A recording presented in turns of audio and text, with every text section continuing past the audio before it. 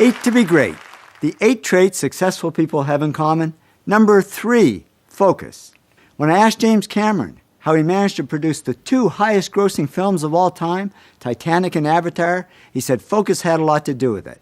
He said you've got to be super focused, like a laser, to get anything worthwhile done. He said when I did Avatar, I was focused for 4 years. Now, I'm not saying you never think wide. At the beginning of anything, whether it's your career or a problem you're trying to solve, you got to think wide. You got to take lots of stuff in. And I say when you're young, don't focus too soon. Just know in the back of your mind that success requires a single-minded focus. As Larry Page, co-founder of Google, said to me, you should focus on one important goal, and you need to be pretty single-minded about it. It was a single-minded focus that enabled astrophysicists to build a space telescope the size of a suitcase that only cost $10 million compared to the $2 billion it cost to build the Hubble. And when I asked mission scientist Jamie Matthews about it, he said focus is the key word for our success. We pulled this off on a tight budget and short timeline because we just did one thing exceptionally well. We didn't try and make the Swiss Army knife of telescopes that did a lot of things. Successful companies focus. When Tom Monahan, the founder of Domino's Pizza, was asked the secret of his success, he said a fanatical focus on doing one thing well. Bill Gates would agree. He says if you want to be a great software company, you have to be only a software company. You can't dabble in other things.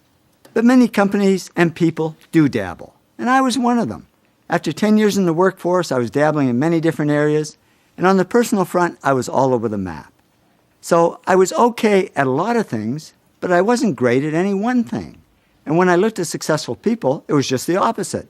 They're not great at everything. They're only great at one thing. Quincy Jones told me he can't even drive a car because he's focused his whole life on making great music, and that's what made him great.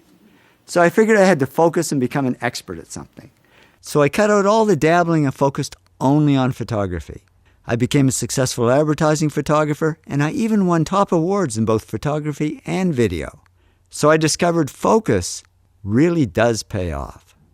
In addition to long-term focus, there's also short-term concentration, just being able to put our heads down and get something done right now. Jennifer Mather, a famous animal behaviorist, says, I have a ferocious ability to concentrate. I can say I'm going to do this and close the rest of the world off. Concentration helped Yon Kim succeed. He was working at minimum wage in a 7-Eleven store. Then he developed Uri Systems, sold it to Lucent, personally made $500 million cash, and became president of Lucent Technologies. And he said concentration had a lot to do with it. He said, I can work day and night and maintain the concentration without getting burned out. So concentration is a valuable skill to develop. And it's not easy to develop when there's so many distractions out there. And scientists are developing new ones all the time, although it's not easy because they keep getting distracted.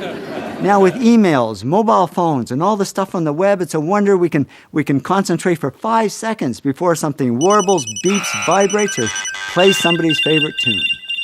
But the trick is to eliminate the distractions when we need to concentrate. Best-selling author Stephen King says if you want to be a writer, there should be no phone in your writing room, no TV, no video games. Draw the curtains, eliminate every possible distraction. And by doing that, he became one of the world's most popular writers. And remember, Warren Buffett became one of the world's richest men by living in a constant state of no distractions. It's called Nebraska. He says, when I worked back in New York, there were more stimuli hitting me all the time. It's much easier to think here. And I wonder if that isn't one of the big reasons why so many successful people I interview actually grew up in small towns, not big cities. Fewer distractions, more ability to focus and concentrate. But now all that's going to change, because with the internet, we can be in the middle of nowhere and still be distracted.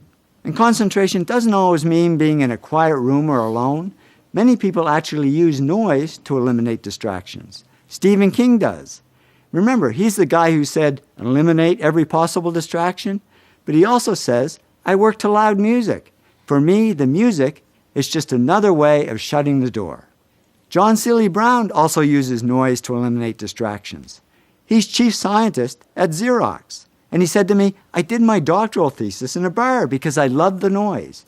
I could concentrate even with the noise all around me. Geez, I thought all those people in bars were partying. Now it turns out they could be PhDs.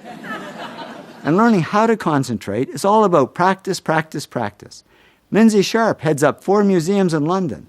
And he said to me, it's very hard to concentrate, so you have to practice a lot. He said, I learned how to study in the middle of an airport. So now if I'm concentrating and there's a siren outside, I don't even hear it. The bottom line, focus helps us succeed, whether it's long-term focus or short-term concentration.